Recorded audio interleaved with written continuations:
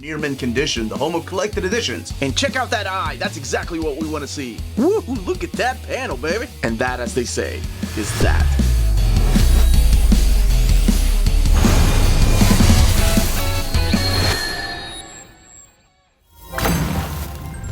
How's it going, all you minties? Uncanny Omar here from Near Mint Condition, the home of collected editions. And join me today for my overview of these latest releases from Image Comics. So let's go ahead and get started.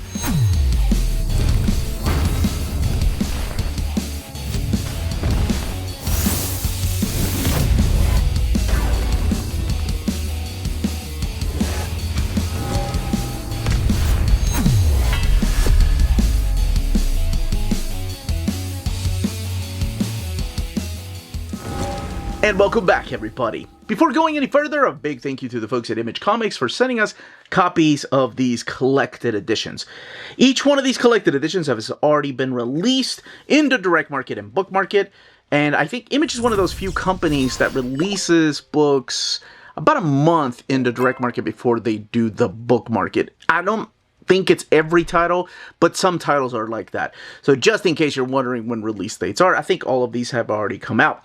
So we have a series of trade paperbacks, a brand new series, a mini series, and then of course a compendium and the latest edition in the Lux hardcover format. There are timestamps in the description of the video where you can jump around in case you're curious about one or two titles, or in case you don't want any spoilers for other titles. Okay, let's start today with the latest Radiant Black 007, or Volume 7, really.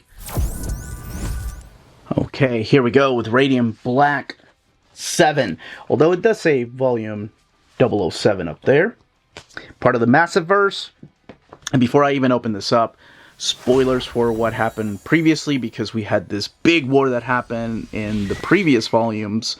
Actually, the last two volumes, I think it took, for the Catalyst War to take place. But here we go with this new era. Kyle Higgins, Marcelo Costa are the creators behind this. Co-written by Joe Clark. Artist is Eduardo Ferrigato. And then you have Marcelo Costa coming in, doing the chapter art here for 32 to 35. And Stefano Simeone for 36. Colorist is Rod Fernandez. And then lettering by Becca Carey. The Black Market Narrative. So here we go, Chapter 31, The Future. So what is this about? So I'm not going to go into spoilers as to how, but towards the end of the Catalyst War, Nathan Burnett, the original Radiant Black, is no longer Radiant Black. Now we have a new Radiant Black, and that is Nathan's superhero movie obsessed friend, Marshall Ward. So Marshall Ward, whether you like it or not, is the new Radiant Black. And he's a little bit different than the character of Nathan. He's still kind of new at the superhero game and balancing life with it. And that's what the first issue focuses on. Like, while he's out cleaning up after the Catalyst War, he gets a Tinder notification. I think it's a Tinder, I assume it is, where he's matching with this girl. So he goes on a date with this girl named Erica. And it all went well, and then he goes back home to Ava. And of course, Ava, during this time, again, spoilers, she is Radiant Pink. Now, he's trying to solve murders, and he's trying to stop crime from happening. And not everyone is taking a liking to this new Radiant Black character. They know that there might be somebody else behind the scenes that perhaps it's time to move on from this guy. And then we are introduced to kind of like the new villain that will play a big part in all of this, or I guess in a majority of this, and this is Jaeger. And he will come to play a big part in this.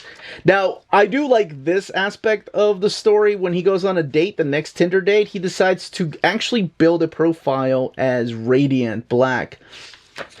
So he goes on a date, he's like just dressed like this, like Radiant. Doesn't take his mask off. But he does end up falling in love with this girl right here, this young lady named Mariposa, who will come back to play a role later on when the villain shows himself. Then we have another villain here. What is this guy's name? Is it Blood Wolf? Maybe it was Blood Moon. Anyway, this guy right here, Blood Wolf. Well, I think it's Blood Wolf, yeah. This guy right here is a villain that actually helps to set up who Jaeger is. So everything ties back to Jaeger. And this volume right here really is a jumping on point, as people like to see when it comes to collected editions. Like, and people ask me that there's Radiant Pink right there. You know, what a good jumping on point is for Radiant Black. I honestly thought, well, they have different comics, right? Like, it's not just Radiant Black. They have Rogue Sun, they have Inferno Girl, and it's all part of the Massive Verse. But to jump right into the middle of the story, I had a hard time suggesting it. But this really is a good place to suggest to start reading it, because we have a brand new character. Even though he's played a big part in the Radiant Black comic in the past, now he is actually wearing this particular outfit. So this particular book has issues 31 through 36 collected in here. That's all I will say about the actual stories. Let's look at the cover gallery. So we do have variant covers all the way in the back, and I am very, very happy, like a lot of people, that Radiant Black is coming back in a deluxe hardcover format. And then we have Marshall School of Business back here.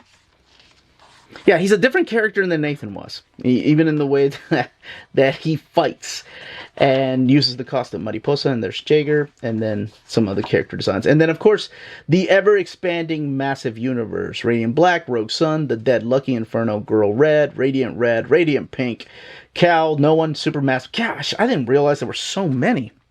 168 pages, $17.99. Ultramega is back, baby! That's right. James Harren's Ultramega has returned with this volume 2. Smells like Kaiju.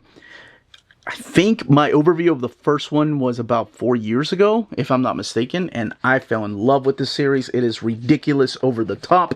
I actually had to go back and reread that first volume, and I'm so glad I did, because so much happened in that first volume that I forgot where it kind of left off. Spoilers, because this collects issues 5 through 8 of the series, and it does kind of have an ending. I mean, they could leave it open up for more. By the way, give it up to Dave Stewart for the crazy coloring here, and Russ Wooten for the lettering. Okay, I am going to talk a little bit about the first one in case you're not familiar with what this is exactly. But in the first volume, the story really begins with Jason about 20 years prior to everything happening, who's a retired boxing personality. He was a big boxer at one time, and he is unemployed and going from job to job. Now, he keeps having dreams about these cosmic entities that ask if he can bond with them. It's really weird, but at the same time that that's happening, we have our world, Earth, being kind of invaded by Kaiju in a different way, where we have a virus that is going around and people are turning into giant Kaiju. And it is up to 3 individuals now who can turn themselves into Ultramega, much like Jason has decided to bond with the Ultramega, which is who was appearing in his dream. We have these 3 Ultramega warriors who stand against these big Kaiju.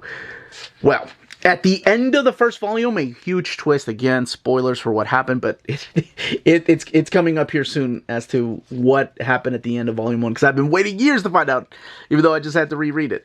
The Ultramega character gets his head knocked off. And years later, it seems like his head has been floating in space. So that's where the story starts out here. And if you thought the first one was crazy, like lots of action, but just completely nuts, oh my gosh, this one is going to blow you away. So, in this volume, we do see some returning characters. We do see the return of Jason, we see the return of Beth, and then, who's the other guy? What is his name? Beth. Noah's the kid. We do have Noah, who is Jason's kid, who is now having dreams as to having a bond with an Ultramega, perhaps. And it's crazy now everything that is happening here, because we have on Earth the big Ultramegas are coming.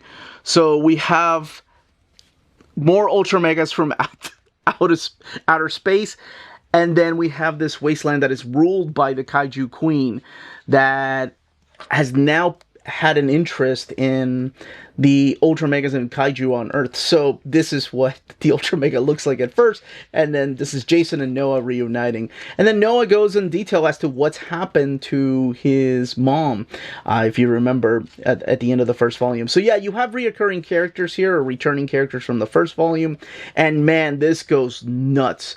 Absolutely nuts. That's Stephen Meyer, that was this guy's name. He's another character.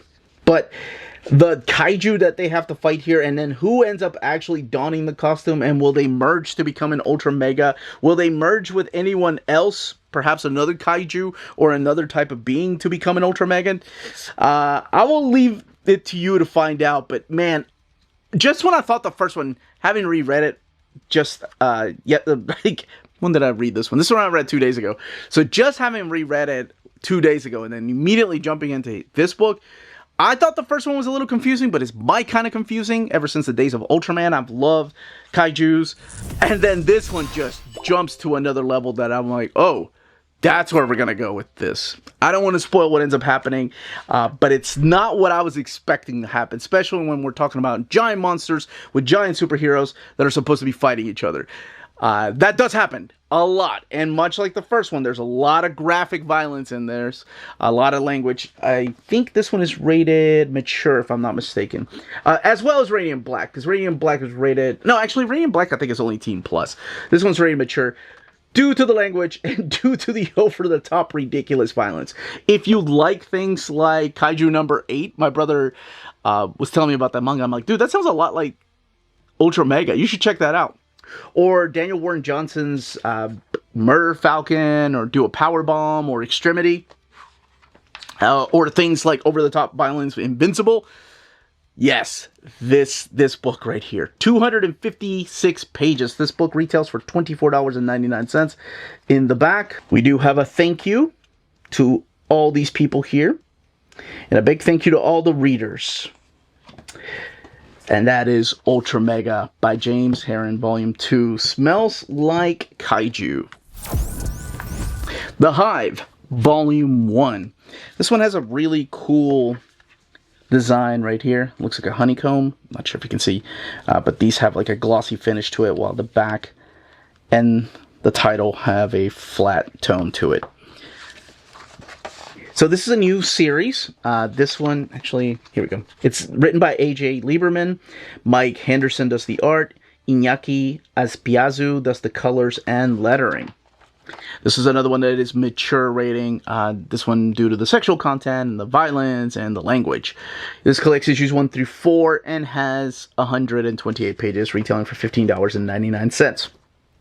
So at the very beginning of the book, we do meet some of our main characters, and it's a little bit confusing because this is starting off in, it's one of those books that's like, this is what's happening now, and then they do a flashback of 3 months ago. But it might spoil some things, I don't know. It depends on, I guess, what kind of pitch you need.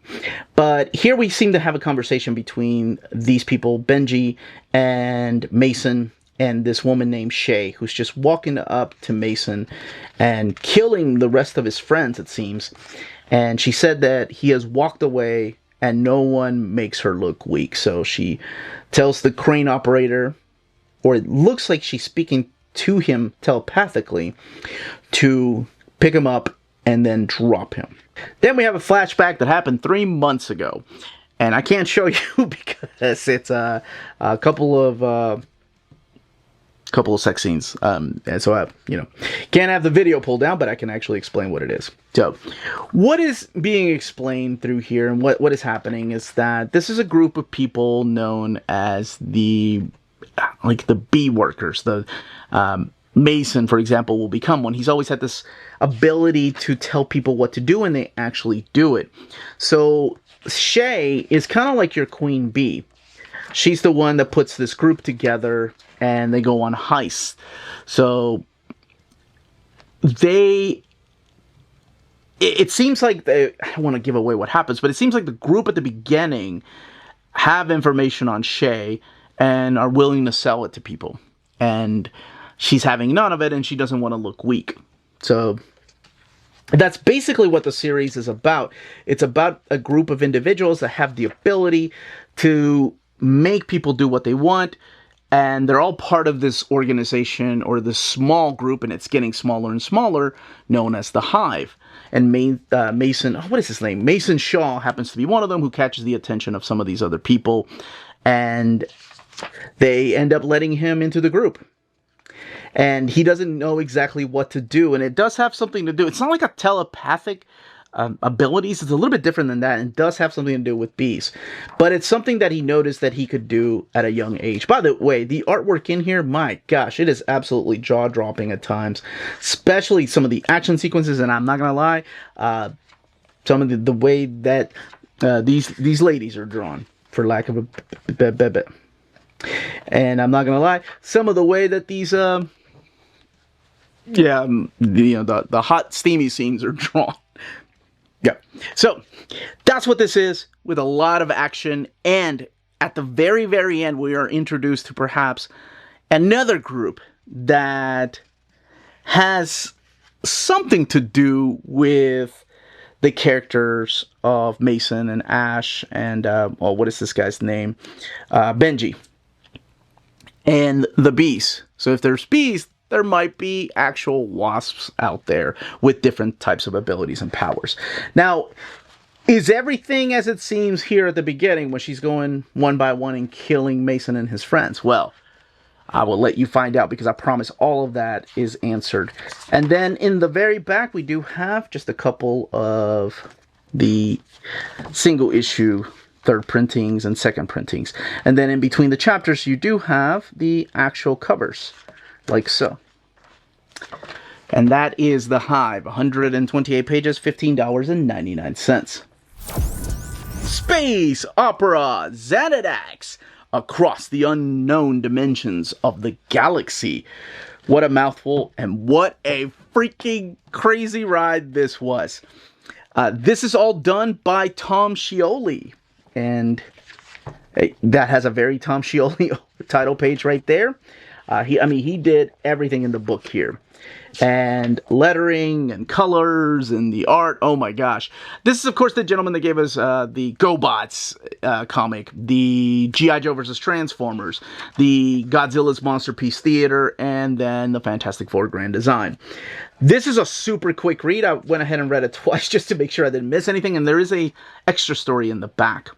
Now, in this story, we meet a character right here of Xanadax, who looks like he is being confronted by his brother and his brother's goons and is left for dead. Now, at first, you don't know that he is part cyborg, as you only see one side of him and the other side is standing in the shadows. Then when he turns around, he faces his warriors. He's got these hot laser claws coming out.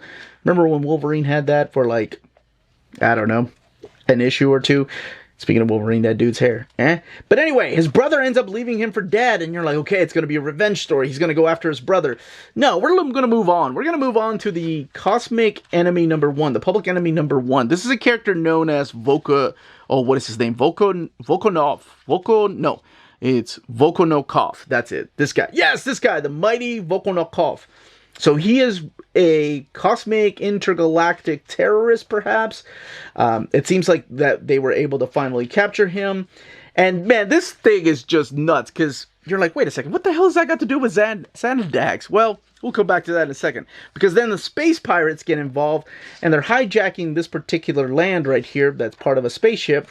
As they're doing this, as they're rocking up in space, something ends up happening. Xanadax wakes up. He's not dead. Oh man, what a twist, especially with that cover right there and the title of the book being Xanadax. But, dude, this is so awesome. This was a lot of fun. That spaceship battle that's happening outside, where everybody's attacking the pirate ship, ends up breaking Volkonokov out of his prison, and then this becomes a fight between Xanadax and Volkonokov, and it is insanity. And the characters that you think aren't really important actually have an important part to play, and it's all chasing this MacGuffin, this gem. What exactly is in this gem, and why do they need it?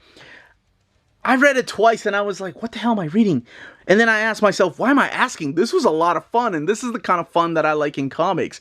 Very similar to the way that he wrote his GoBot series, right? I think some people were confused, some people absolutely loved it, and then there was me that was just, I just thought it was really fun, and I would have loved to have seen more, just like I want to see more of this. In the back, we're treated to something completely different, though, even in the way that the art style looks. So this is, what is the full title of this? Princess... It's like the Star-Spanning Princess, I think, is what this is. And it's a different type of story featuring this character. And again, done by Tom Scioli. This particular book has a total of 224 pages and retails for $19.99. The one thing I find really interesting is that I'm surprised they printed this in a glossy paper stock and not like a matte paper stock. Because I think, I don't know, maybe it's the color tones that he used and the type of art style. And then even this stuff back here, I think it would have benefited from like a just matte paper stock. And then in the back we do have a little bit of the extras. It's a story that he started in 2020 and then finished in 2025. And he kept building it up little by little. So while he was working on other projects, he was working on this. Man, this is completely nuts. I just talked about how I want a Godland omnibus. And this is up there, some of the most nuttiest things I've read this year. But I absolutely loved it.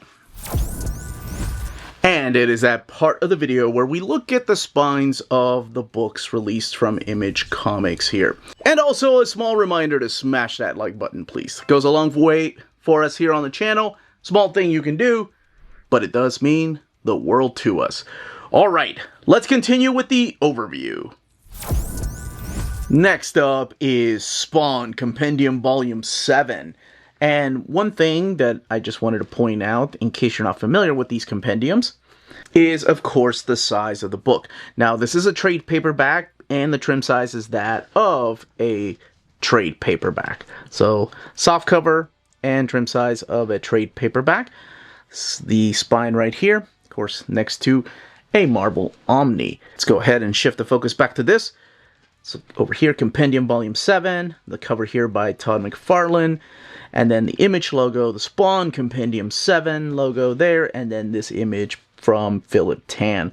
What's collected, and then the retail price here of $59.99. And of course, this is a Todd McFarlane Productions. So let's actually go ahead and open it up and take a look at the type of stories found in here, look at the artwork, and then we'll look at the build of the book and see if there's anything extra in the back. Okay, let's go ahead and get this big guy opened. There's your title page, Spawn Compendium 7, and your credits. Todd McFarlane, John Joff, Philip Tan, and Rory McConville are the storytellers. The artists by Todd McFarlane actually coming back and doing some of the art in here. Jason Sean Alexander, Philip Tan, Ken Lashley, Carlo Barbetti, Brett Booth, and Thomas Netschlik, and Jim Muniz. And then inks by Jonathan Glapion, Daniel Enriquez, Adelso Corona. Coloring over here by people like Peter Steigerwald and Greg Menzi, as well as Philip Tan and Nikos Koutis. And then Tom Orzechowski doing the lettering for every single issue. The front cover and back cover credit.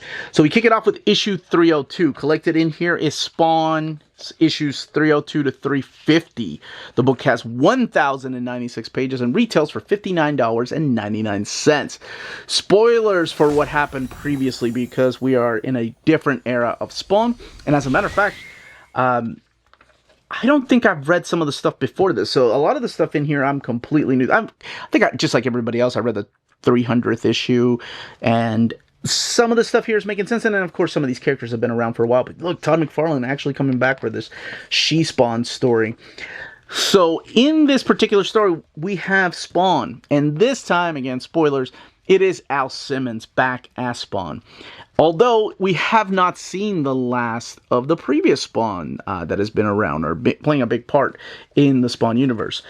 We have Jessica Priest that is back, but she's playing a different role. And then we also have another supporting cast member that his role will get bigger and bigger, and that is Mark Rosen, who was, I think he was a journalist, if I'm not mistaken.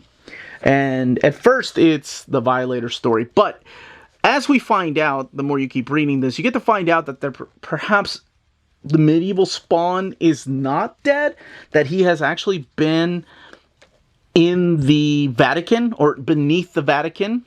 So now it is up to Spawn and She-Spawn and the Reaper to go and get him back. So that's what this team up is at first. And it's twists and turns again as to what exactly he's doing down there, and if he wants to be free, and who exactly is he, and what ends up happening to his costume. Like I said, it's really nice to see Todd McFarlane drawing his creation again from time to time. And later on we get these characters here. I think this is the part of the second story arc, if I'm not mistaken, where we have them hunting, or no, Jessica Priest now taking on a new role. We have Eddie Frank fighting against the Redeemer, or I guess the Redeemer trying to influence him. And then we have Spawn versus Raptor right here. And Medieval Spawn. I will say this about this era of Spawn. This really feels like it is setting up the Spawn universe era, where a few years ago, Todd McFarlane, I think it did happen after issue 300, started coming out with different comic books like Rat City, and of course the Gunslinger Spawn and She-Spawn. And speaking of Gunslinger Spawn, he is back, but he is back in modern times, and he's kind of being manipulated by Cog and this other guy named Javier, who are willing to test him and then get in, like, what exactly ends up happening to him. Jim Downing does end up coming back and plays a big important part in this story. And we even have some returning villains from the past. Then again, when I say that, it's glued binding spoilers. But this is what ends up happening when I let go of the book. When I say returning villains, it's difficult to talk about returning villains because it's like, oh, they've always kind of played a part in Spawn.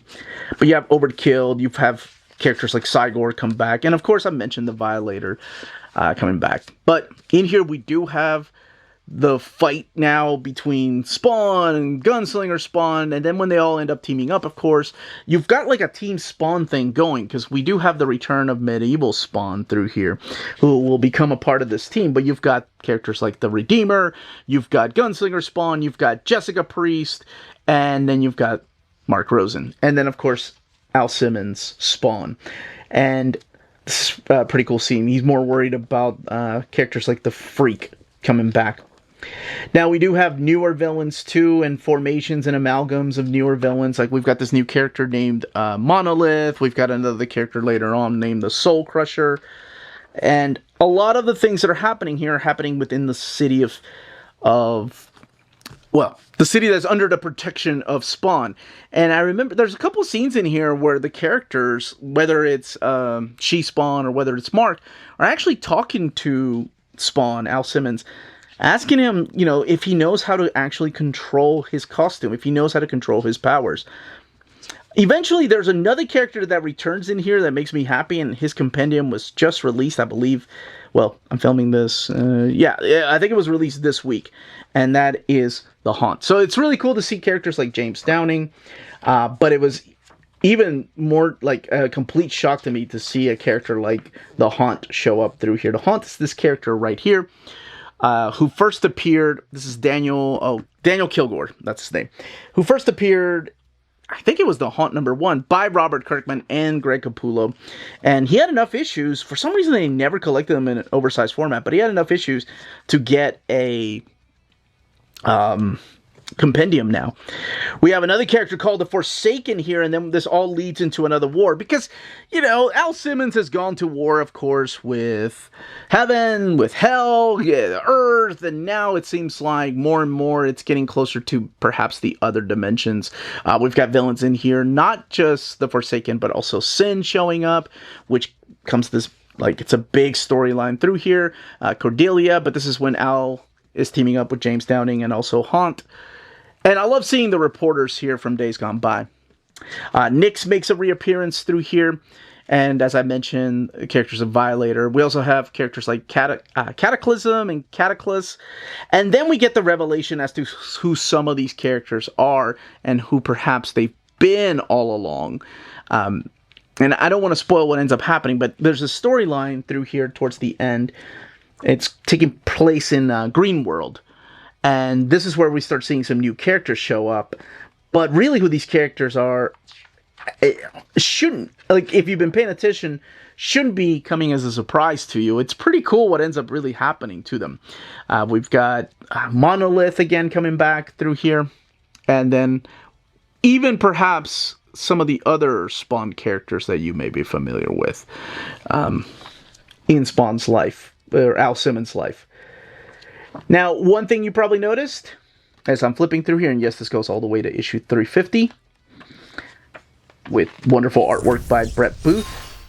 Not sure if he becomes the ongoing artist after this. And then no extras. And then you have more of the Spawn universe here. And Image Classics. Is the lack of covers. Just like the first compendium, this book has no covers. It jumps right in. It gives you the issue number. And then no extras in the back. And as far as the binding, I spoiled that already, but it is glued binding. Now, this one here, it didn't crack on me, as you can see from the actual spine right here, because I've had, I think it was volume 3 that ended up cracking on me. But one thing that did happen that I noticed is that this one, it just might be my copy, by the way, started coming apart from the glue. Like, the pages started coming apart from the actual glue right over here.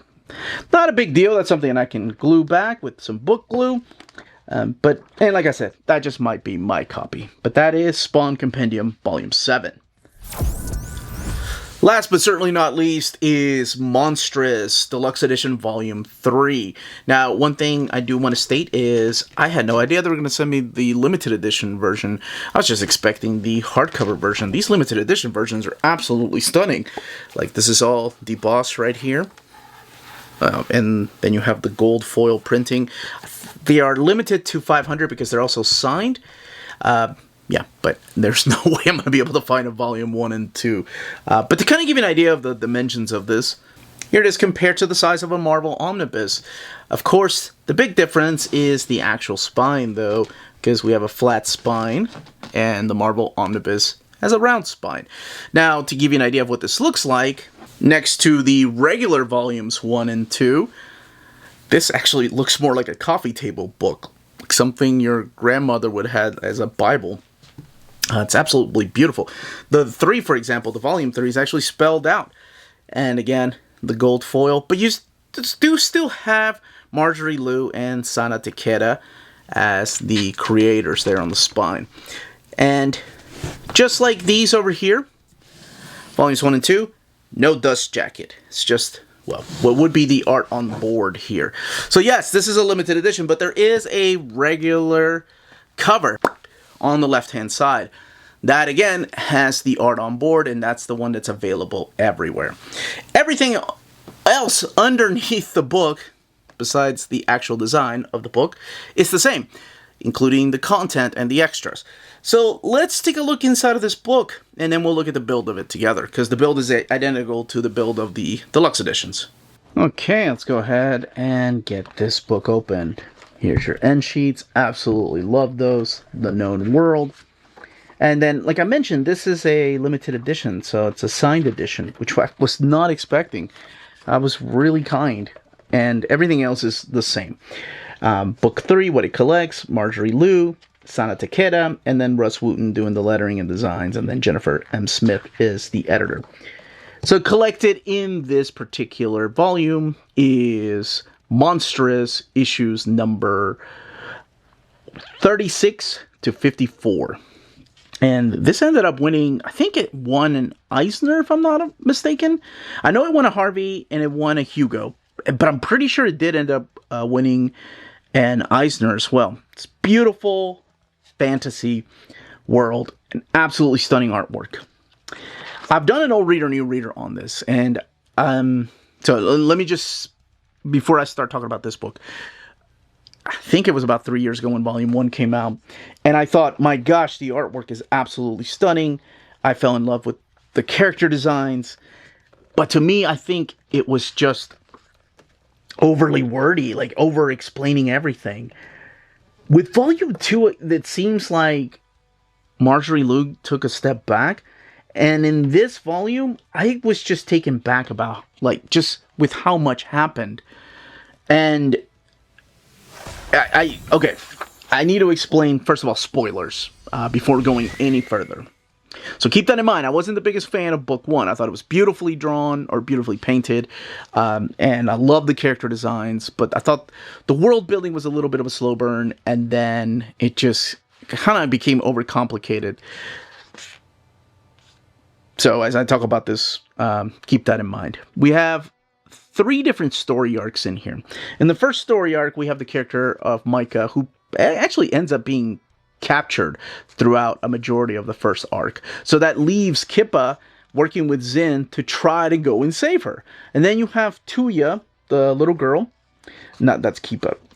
Tuya, who's trying to keep a balance in politics, and you have the Baroness, like, overseeing things, and then you start seeing some resolutions as to what happened previously. You start seeing some flashbacks, like with her and Tuya, and who exactly she is, and how all this world is connected. So, again, the first story arc separates the characters. The second story arc, it's where it becomes just so freaking crazy and different. To me, it's as complex as the storyline has gotten. And remember what I said about the first book? I was like, it's overcomplicated. No, this is my kind of complexity that I like in books. You're kind of thrown into this dreamlike sequence, or this dreamlike world, where Micah has legit just come apart. Like, she's just ahead. What exactly is going on? While you have Kippa and Zin trying to help her, and what's going to happen when they come back? And of course, Ren trying to help out as well. Because when they do come back to the real world, things are changed. Things are different. You have the 3 characters of Micah, Kippa, and Ren coming back here.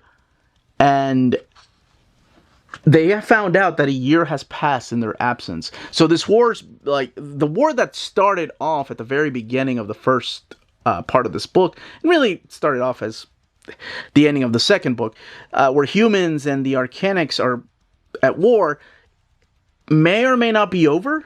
And what exactly does that mean for these characters that have been gone for a while?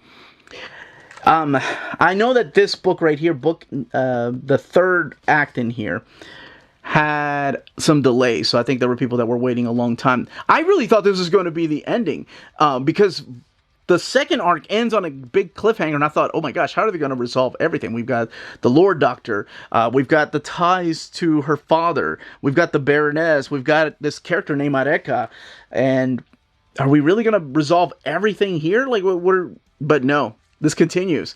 I wasn't expecting it to continue, but it is, and I'm glad it is. So that's awesome. This book just blew me away as to just how much happened within this. What is this? I think it's like just a total of 576 pages, but so much happened, including even if you don't take the time jump into account, just so many things were happening through here.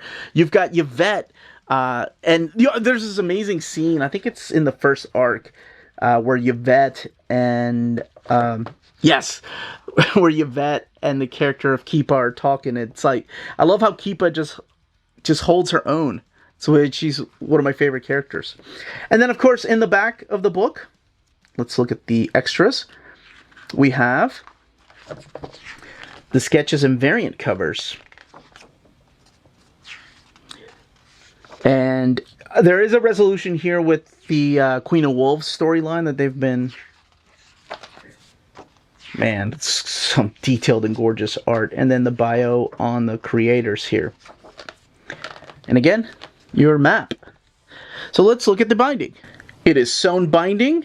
And again, the book has a total of 576 pages and printed in this thick, glossy paper stock. And that is Monstress Book 3 hardcover. And that, as they say, is that. If you're interested in purchasing any of these books, don't forget to check out our sponsors. If you're in Europe and you're interested in buying these books, definitely check out Walt's Comic Shop in Berlin, Germany. They have the cheapest pre-order prices, flat shipping rate of €12 for all EU countries.